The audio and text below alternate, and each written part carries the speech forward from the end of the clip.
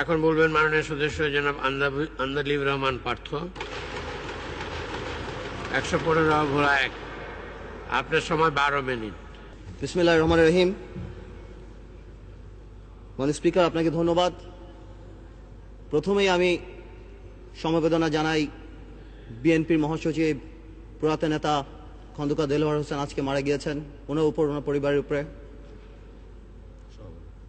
আমি ধন্যবাদ জানাই সরকারকে যে জাপান আমাদের সবচেয়ে বড় দাতা গোষ্ঠীর মধ্যে অন্যতম, তার এই বিপদে তার পাশে দাঁড়িয়েছে, এই জন্য আন্তরিকভাবে আমি ধন্যবাদ জানাই।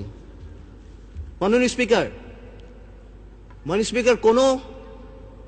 কোনো দেশের অর্থনীতি অনেকখানি ডিপেন্ড করে তার মিডল ক্লাস ফ্যামিলির উপরে, কত স্ট্রং তার middle class economy, middle class family দাঁড়ায়। স্লোলি বাট শিওরলি আমরা সেদিকে যাচ্ছিলাম, কিন্তু কোথা থেকে ঠিক 96-র মতো এক দরবেশ এসে হাজির হলো।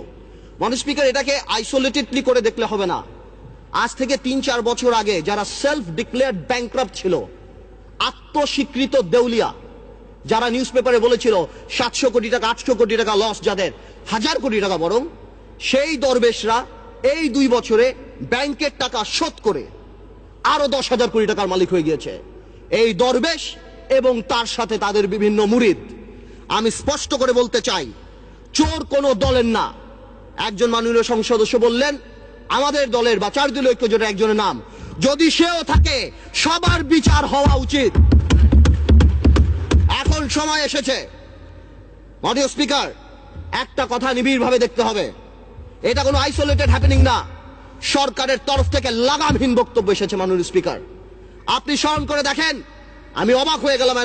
মাননীয় সংসদ সদস্য বলল স্পেকুলেটিভ মানে নাকি ফটকা, তাহলে ফ্রড মানে কি?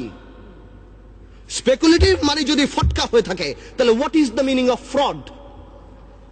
একবার মাননীয় অর্থমন্ত্রী বললেন এখানে হতেই পারে, মাননীয় অর্থমন্ত্রী বললেন এগুলি হতেই পারে। ডক্টর মশিউর রহমান বললেন this is none of our concern. Share market আমাদের কোনো চিন্তার ব্যাপার না। সরকারের তরফ থেকে তা বলা হলো, এতে বিরোধী দল দায়ী।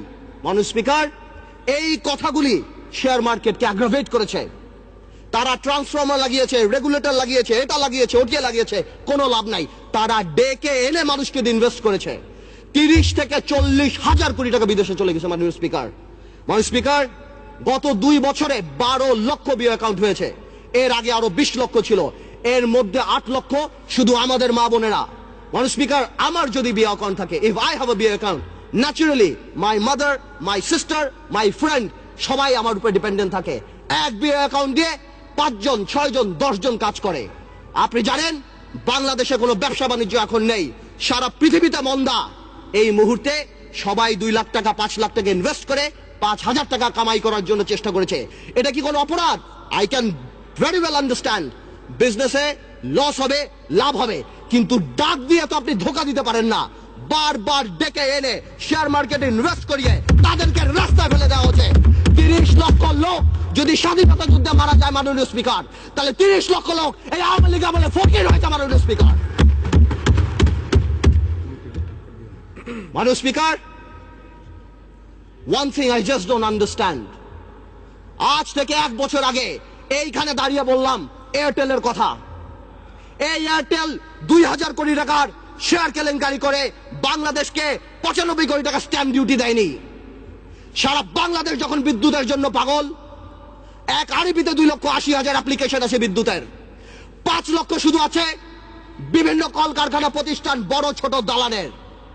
210টা টাওয়ারে নির্বিচ্ছিন্ন বিদ্যুৎ সংযোগ দেওয়া হচ্ছে এই এয়ারটেলকে।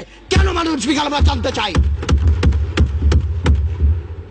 আমি জানি আমার এই কথায় এয়ারটেলের করাপশন বন্ধ হবে না, ইনভেস্টিগেশন হবে না, তবে the time has come. I want to urge the people of Bangladesh যে আপনারা এয়ারটেলকে প্রত্যাখ্যান করেন। যেই কোম্পানি ইস্ট ইন্ডিয়া কোম্পানির মতো এত কোটি কোটি টাকা ট্যাক্স ফাঁকি দিয়ে, স্ট্যাম্প ডিউটি ফাঁকি দিয়ে এই দেশে ব্যবসা বাণিজ্য করছে, তাদের ইন্টেনশন ভালো না। আমি সবাইকে অনুরোধ করব বাংলাদেশের যে আপনারা এয়ারটেলকে বয়কট করেন, পাবলিকলি বয়কট করেন। মাননীয় স্পিকার, সন্ত্রাস সন্ত্রাস আর পাওয়ার প্ল্যান্ট।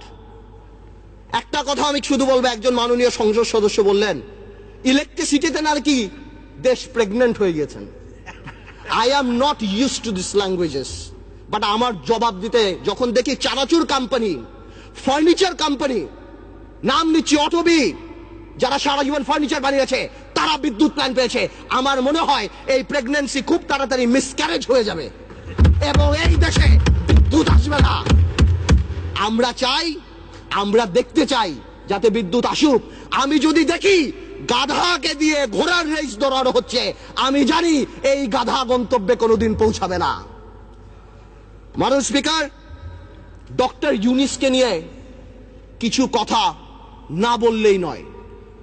মাননীয় speaker, I will not go into the details of the law. তবে অনেকেই বলে যে ল ইজ ইকুয়াল। এখানে অনেক বড় বড় কনস্টিটিউশনের বিজ্ঞ লোকেরা আছেন, তারা যদি থাকতেন আরো সুবিধা হতো।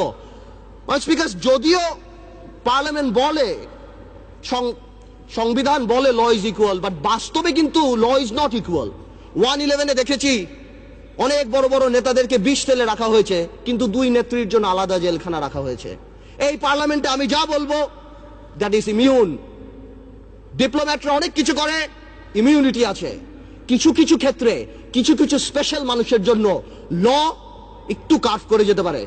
Doctor Yunus, I can very well understand 65 বা 70 ইয়ার্স ওল্ড, বাট 80 বছরের রাষ্ট্রপতি যদি এত বড় বক্তব্য লিখতে পারে, 75 বা 70 বছরের ডক্টর ইউনুস আমি মনে করি গ্রামীণ ব্যাংকের এমডি পদে ভালোভাবেই থাকতে পারত। মাননীয় স্পিকার, ডক্টর ইউনুস বাংলাদেশের সম্পদ না পৃথিবীর সম্পদ। আমি দেখেছি আমাদের মাননীয় পররাষ্ট্রমন্ত্রী বলেছেন this will not affect our relationship, বহির্বিশ্বের সাথে আমাদের সম্পর্কে। ঠিক তার পরের দিনই জন কেরি বলেছেন উই আর কনসার্নড। 23 জন কংগ্রেসম্যান বলেছেন উই আর কনসার্নড। বহির্বিশ্ব ফোন উঠে ঝগড়া করবে না, এটা তাদের diplomatic language, that we are concerned, we are looking into the matter. Doctor Yunus আমাদের মতো না। আমার ফোনে সবচেয়ে বড় ভিআইপি ফোন করে জয়নাল আবেদিন ফারুক সাহেব, আর ডক্টর ইউনুসের ফোনে ফোন করে হিলারি ক্লিন্টন। মনে রাখতে হবে সে কোথায় উঠে গিয়েছেন। ডক্টর ইউনুসের এই ব্যাপারটা অ্যামিকেবলি সেটেল করা যেত। আই হ্যাভ উইটনেসড ইট। আমি নিজে দেখেছি বিবিসিতে হোয়াইট হাউস স্পোকসম্যান বলছে we are deeply concerned, this is Yunus allergy. আমি জানি অনেকে বলতে পারবে এটা আমাদের সার্বভৌমত্ব, আই ক্যান আন্ডারস্ট্যান্ড এটা আমাদের সার্বভৌমত্ব, কিছু একটা ব্যালেন্স নিড টু বি ড্রন। এখন সার্বভৌমত্বর সাথে ব্যালেন্স, এখন গ্লোবালাইজেশনের সময়, কালকে বাংলাদেশের বিপদ হচ্ছে, আমরা তাদের কাছে যে হাত পাততেছি, 2 নেত্রীর মনোমালিন্য হচ্ছে, নির্বাচনে যাব কি যাব না, আমেরিকান এম্বাসির দাওয়াতে ভিড় লেগে যাচ্ছে, এখানে ভিড় লেগে যাচ্ছে, আর যখন কোনো কিছু হচ্ছে তখন কি বলা হচ্ছে এটা আমাদের সার্বভৌমত্ব ব্যাপার। এটা সার্বভৌমত্ব ব্যাপার না, এটা পার্সোনাল ভেন্ডারের ব্যাপার। সংসারের কথা আসতেছে, excuse me, I would appreciate if you let me finish.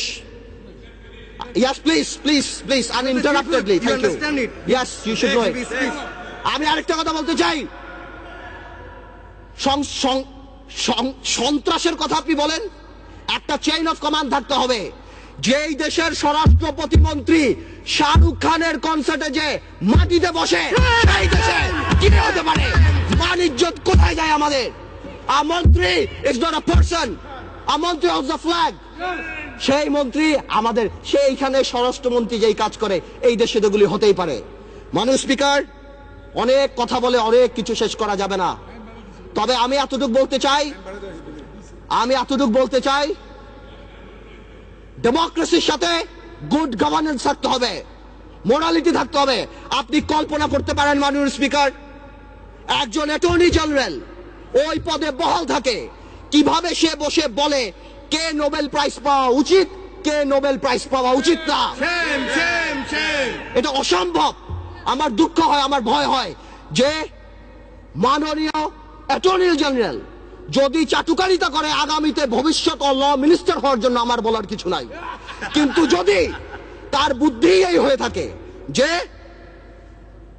Santu লারমার প্রধানমন্ত্রী, হ্যাঁ কে পাক না পাক that is not our concern, কিন্তু ফোরামটাকে ডক্টর ইউনুসের পাওয়া উচিত ছিল না, এই বুদ্ধি যদি অ্যাটর্নি জেনারেলের হয়ে থাকে, তাহলে আমি শঙ্কিত যে বাংলাদেশের জুডিশিয়ারি কোন দিকে যাচ্ছে। মাননীয়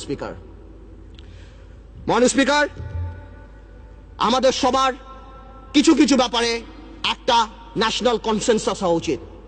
নতুন প্রজন্মের রাজনীতিবিদ হিসাবে আমি এতটুকু ক্লিয়ার করে বলতে চাই, শেয়ার মার্কেট আওয়ামী লীগ বা বিএনপির প্রবলেম না। আমরা চাই এটা খোলাসা হোক। কেন এতদিনের রিপোর্ট আসছে না? আমরা জানতে চাই যারা সেলফ ডিক্লেয়ার্ড ব্যাংকরাপ্ট ছিল তারা কিভাবে 30-40 হাজার কোটি টাকা আছে। আমাদের টেলিফোন যদি ট্যাপ করা হয়, আমরা জানতে চাই সেই দরবেশা সেই মুরিদদের টেলিফোন কেন ট্যাপ করা হয় না। আমরা জানতে পাই ফোনগুলি কোথায় যায়। এবং আপনার সমন্বয়হীনতার ব্যাপার দেখেন, সরকার যখন বলে ডাইরেক্টলি এর মধ্যে বিরোধী দল ইনভলভ, ঠিক সেই মুহূর্তে আমাদের মোস্তফা কামাল সাহেব যে অর্থনীতি মন্ত্রণালয়ের সংসদীয় কমিটির চেয়ারম্যান, সে ডাইরেক্টলি বলে আমার কাছে তেমন কোনো ইনফরমেশন নাই, আমি তো জানি না। What a mockery! এটা প্রধানমন্ত্রী রাজনৈতিক স্টেটমেন্ট দিয়েছে, উনি ইনফরমেশন দিবে কিভাবে? মাননীয় স্পিকার, প্রথম আলোতে দেখলাম ওনার কোম্পানির 10 টাকা শেয়ার নাকি 290 টাকা হয়েছে। উনি মাশাআল্লাহ 1200 কোটি টাকা কামিয়েছেন, আলহামদুলিল্লাহ। এই টাকা দিয়ে করবে কি? 1200 কোটি টাকা দিয়ে বানিয়েছেন। এই সমন্বয়হীনতার অভাব, বারবার যে কোনো কাজে ডিউ ডিলিজেন্স ছাড়া বিরোধী দলের উপরে আঙ্গুল উঠিয়ে দেওয়া আর শুধুমাত্র বলা এখানে করাপশন, এখানে করাপশন। হাজার হাজার আজকে শেয়ার মার্কেট আবার ফল করেছে, ডেকে এনে ফল করায়। মাননীয় স্পিকার, আমি আরেকটু সময় নেব আমার এলাকা নিয়ে কিছু কথা না বললেই না। মাননীয় স্পিকার, আমার ভোলা নিয়ে আপনাকে 2 মিনিট আমি এর সময়, আগেও বলেছি। আপনাকে 2 মিনিট সময় বাড়িয়ে দেওয়া হয়েছে, বলুন। থ্যাংক ইউ মাননীয় স্পিকার। আমার ভোলা নিয়ে আমি কিছু কথা বলিনি। আমার ভোলার নদী ভাঙনের একটা বিরাট প্রবলেম দেখা যাচ্ছে মাননীয় স্পিকার। আমি দেখছি আমাদের 15 কোটি টাকা অফকোর্স ফান্ড দিয়েছে এলজিএডি মন্ত্রণালয়, অন্যভাবে কিছু কাজ হচ্ছে, কিন্তু এই কাজ করে কোনো লাভ হবে না আমার ভোলাতে। আমার ভোলা ইভেন্চুয়ালি থাকবে না। আমি আপনার সাথে কথা বলছি, এই মুহূর্তে ভোলা 5 ফিট 10 ফিট ভেঙে গেছে। আজকে যদি এখানে মাননীয় সংসদ সদস্য তোফায়েল আহমেদ স্যার থাকতেন, অবশ্যই সে আমার সাথে একমত হতেন। আমাদের সবার দায়িত্ব ভোলার জন্য কিছু কাজ করা। ভোলাতে অনেক ইনফ্রাস্ট্রাকচার আছে, ভোলাতে অনেক গ্যাস আছে, অনেক অপরচুনিটি আছে কাজ করার। আমি আপনার মাধ্যমে সরকারের কাছে অনুরোধ করতে চাই যে আমাদের ভোলাকে বাঁচানো উচিত, নদী ভাঙন নিয়ে কিছু কাজ করা উচিত। আমি আরেকটু অল্প সময় নেব মাননীয় স্পিকার। ন্যাশনাল কনসেনসাস বা একটা ন্যাশনাল ফোরাম, এই ব্যাপারে আমি যে কথা বলছিলাম, আমরা নতুন প্রজন্ম দেখতে চাই মাননীয় স্পিকার। কিছু কিছু ক্ষেত্রে কিছু কিছু কালপিট, আপনারা যদি সরকার দলীয় সংসদ সদস্য যদি মনে করে যে আমাদের 2-1 নাম বলে, হাওয়া ভবনের নাম বলে এগুলি তারা পার পেয়ে যাবে না। একটা হাওয়া ভবন যদি থেকে থাকে, এই আমলে শত শত মুশকিল আসান সেন্টার বের হয়েছে মাননীয় স্পিকার। আপনি যদি সেখানে যান, আপনার মুশকিল আসান হয়ে যাবে মাননীয় স্পিকার। আপনি দরবেশের মুরিদ হবেন, আপনাকে ভূ দিবে, 2000 কোটি টাকা মালিক হয়ে যাবেন। শত শত লোকসানের কোম্পানি, জিএমজির মতো কোম্পানি, ওয়েস্টিনের মতো কোম্পানি আপনি নিয়ে যাবেন 20 কোটি টাকাকে বিলিং ভ্যালুতে বড় করে আপনি শেষ করে দিবেন। আপনি হঠাৎ রাতারাতি 40 কোটি টাকার মালিক হয়ে যাবেন। সর্বশেষ আমি একটা কথা বলবো, আমি সরকারকে আন্তরিকভাবে ধন্যবাদ জানাই যে সরকার এই দরবেশ বাবাকে বাংলাদেশের অর্থমন্ত্রী বানায় নাই। যদি বানাতো, দেশটার প্লেসমেন্ট শেয়ার বের করে, দেশটার বুক বিল্ডিং বের করে এখন মার্কেটে বিক্রি করে দিত। আপনাকে ধন্যবাদ মাননীয় স্পিকার।